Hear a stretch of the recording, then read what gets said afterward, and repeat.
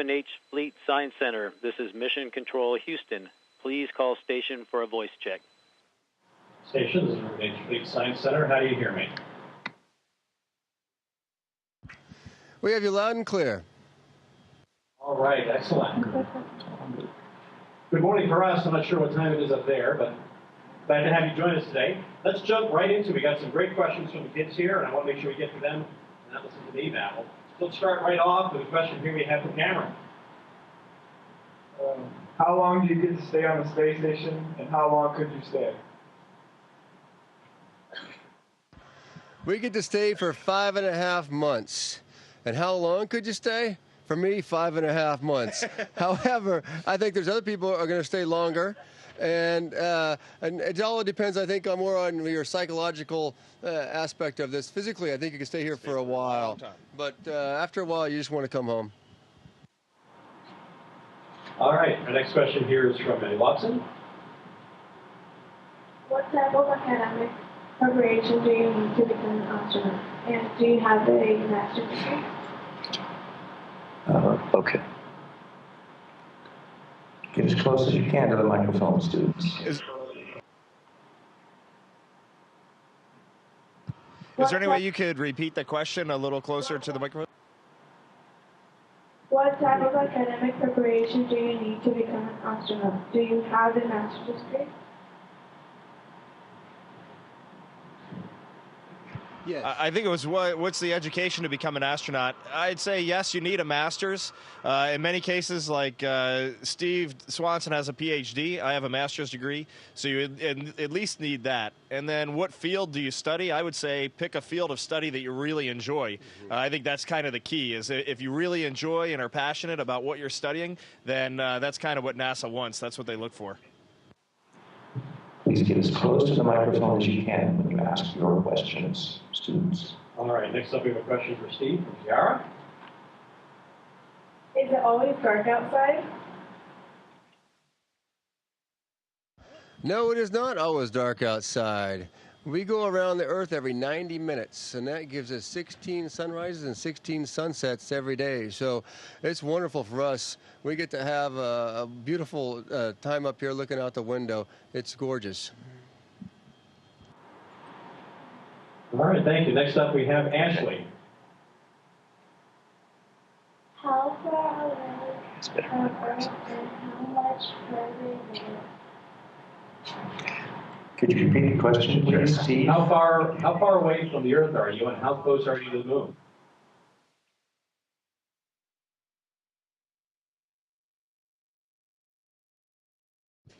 So it's a great question because it seems like we would be so much closer to the moon than to the Earth when we're up here. But in reality, we're going around the Earth just barely, only about 250 miles off the surface of the Earth. So we're really, really close. And if I was to show you the moon, it would be about 40 feet away from us. So it would be outside of the space station in this little model. So from up here, the moon still looks very small, and we are extremely far away from it. All right, kind of a surprising answer. That's kind of look at the scale of where they are. Next up, we have Micah. What is your favorite type of food to eat in space?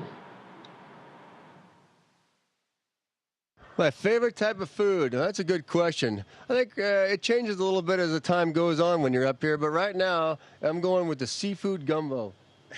And I happen to have one right here. So this is what our food comes in, little packages, and we heat it up. We put it in a little heater, and we just open it up, and then you use a spoon and eat it just like you would at home, except we get to play with our food, and that's the fun part of eating up here. Steve, if you could repeat every question, it would be helpful. We can't hear the students too well. All right, so next up we have Francisco. How competitive is it to become an astronaut? Did you have to take an astronaut entrance exam? How competitive is it to become an astronaut? What kind of exam did you take? So to become an astronaut, yes, it's extremely competitive. In the last group, we just selected 8 people in 2013, and there was almost 7,000 people applied, and we only picked 8.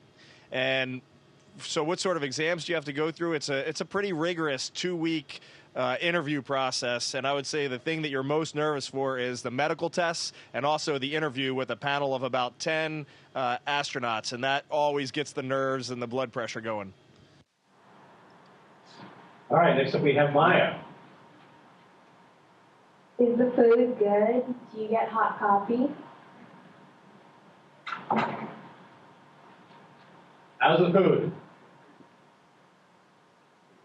Yes, do we get hot coffee and how's the food, I think was the question. So this is, again, what our drinks come in. And also this is a coffee drink right here. We can just add water to it, shake it up a little bit, and we have our coffee. Now, it might not be a Starbucks coffee, but it's pretty good.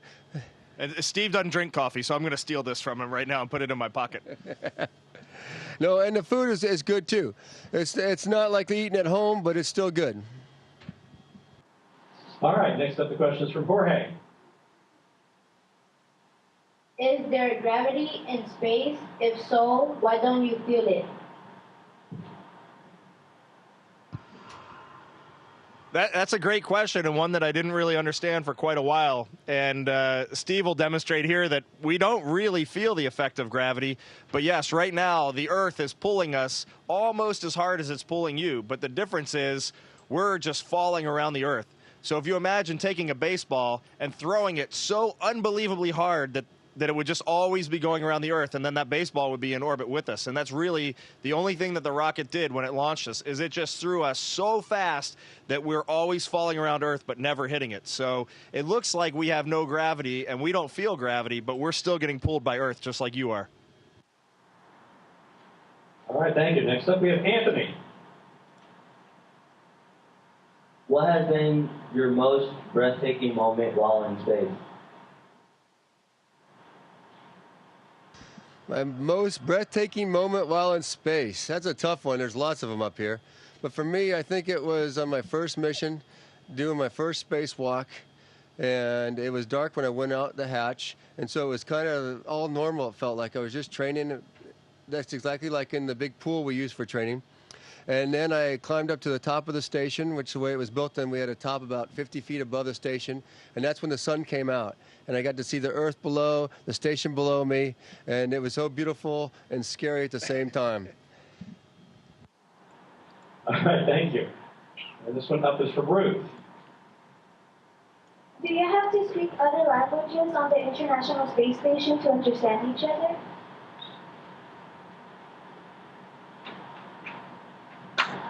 Do you have to speak other languages in the International Space Station to be able to understand one another?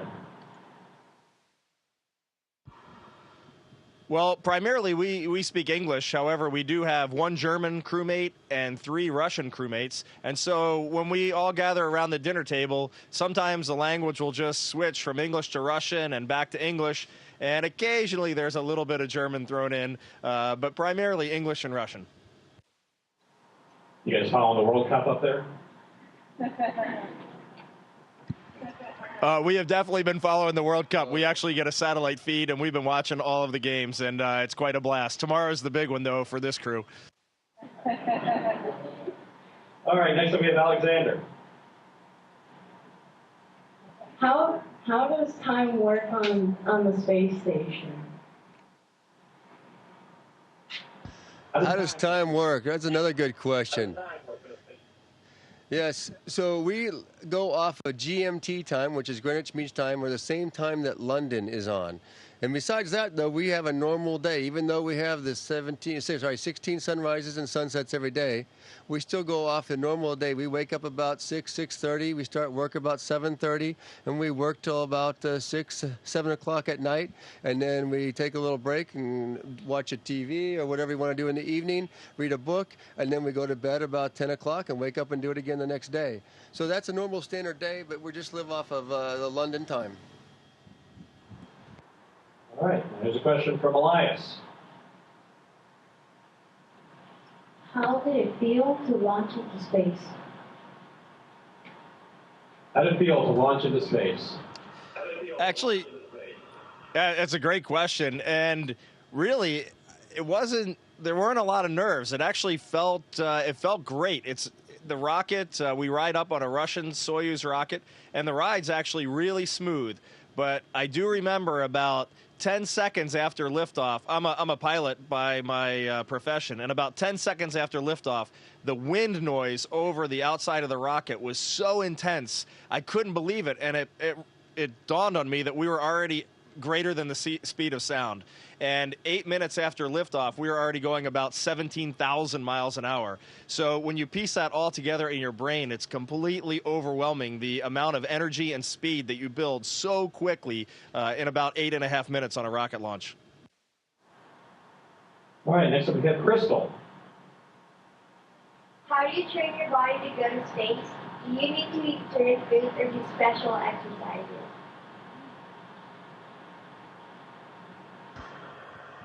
Yeah, well, for being up here, you don't really have to be anything really special, but it really helps to have your body in shape and to be strong and your muscles strong, and your bones also strong while you're up here. So that's really important because when you're up here, you lose some muscle and you lose some bone density, and so it's good to help to start off with a really good, strong body at that point.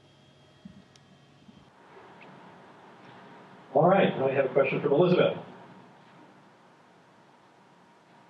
Is there Wi-Fi on the space station?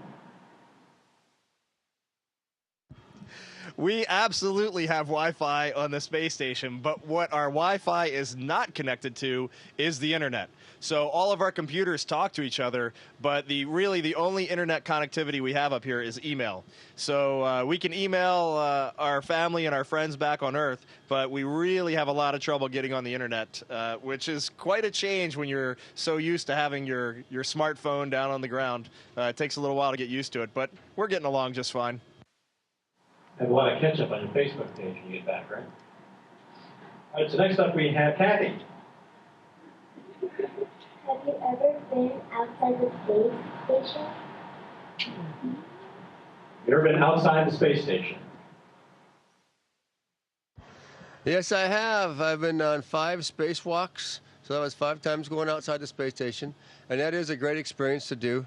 Again, it has many different emotions go through you when you do a spacewalk. One, of course, you have to get the job done, so there's a little pressure on you to get the job done. But 2, the view is so beautiful, and the whole idea of being outside and just seeing everything for yourself inside that suit is just fantastic. But then again, at the same time, you're outside in the vacuum of space in a little suit, and that adds a little nerves to you. All right, next up we have Bernice. What are the different types of jobs you have on the space station? Well, we do have to take just about any role you could imagine. So really, we act as doctors. We act as repairmen. We acted as plumbers earlier today working on our toilet. We act as scientists. So basically, any job that you could ever imagine, we have to do. This is not only is this our laboratory, this is also our home. This is our gymnasium. So this is really it, and we have to take care of it. We have to work on it, and we have to keep it running in tip-top shape. All right, we have a question from Davis.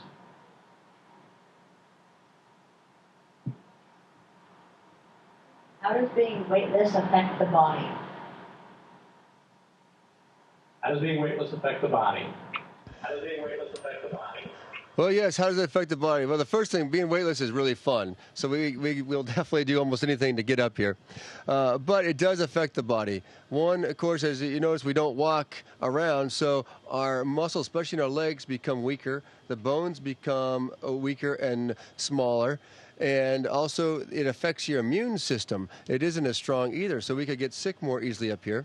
So you have to take precautions for that. It also makes changes in your eyesight. So we're learning, and we keep learning new things about how it affects your bodies as we keep flying in space up here. That's why we do all the science on ourselves at the same time. But we try to have precautions or methods to help out and mitigate these issues, and so we come home in good shape. All right, thank you. Now we have Evelyn. Where do you sleep? Where do you sleep? Well, if you've ever gone camping and slept in a sleeping bag, we all sleep actually in sleeping bags, and we have little tiny bedrooms that are about the size of a telephone booth. They're extremely small, but because we're weightless, it actually feels like they're a bit bigger. The crazy thing is, right behind us in the camera, one of us sleeps on the ceiling, two of us sleep on the walls, and one of us sleeps on the floor. And we just have our sleeping bags tied off to the wall so we don't float out of our bedrooms. And actually, it works out really well. It's actually pretty comfortable and fun to sleep in there. 5 minutes, 2 more questions. All right, we have Sam. Does somebody have to drive the space station?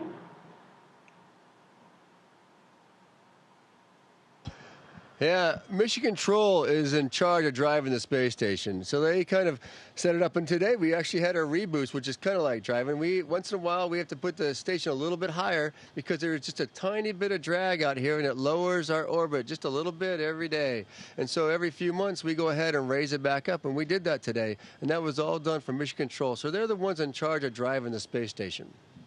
Although we like to pretend. All right. And now a question from Jashari. What experience are you working on? What experiments are you working on? I think the question was what experiments we're working on right now, and I don't know how well the video shows, but right now I have a sensor on my forehead, which is not the most glamorous experiment, but they're measuring my body temperature over a 2.5-day period, just to see what space does to your sleep cycles, and there's very interesting data there. And just yesterday, a couple of us were working on Massachusetts Institute of Technology experiment involving these tiny satellites, and we have several of them, and they all communicate with each other, and they'll fly around and do different formations, and someday, hopefully, these little things will go outside and start working on our space station without us needing to do anything, which would really be neat. And so that's a super fun experiment. We've been burning things. We've been doing plenty of experiments on our bodies. And Steve just got done growing some lettuce, and our Russians were growing onions. So it's an extremely lively environment up here right now. Lots going on. Well, thank you very much. I know we've got limited time. You've got lots to do up there, but let me ask you one last question. What's the most surprising thing you guys have encountered since you went up there?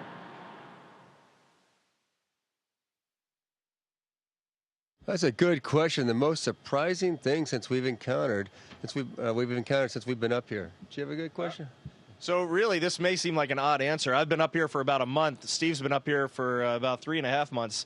I think the most surprising thing for me, once you get over being weightless and looking outside and the beauty of the earth, it's just how quickly the human body adapts to living up here. So just after about 2 weeks, I was already used to almost every sensation up here. And so at first it was just crazy, and I didn't understand. My brain didn't work and my stomach didn't work, but now it just feels like a regular old everyday life, and I'm right back into my normal habits. So really, the human body is the biggest surprise for me. It's an amazing piece of machinery, and it's incredibly adaptive. I get sound.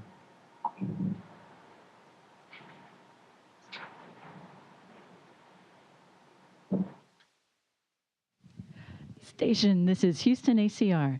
Thank you. That concludes our event.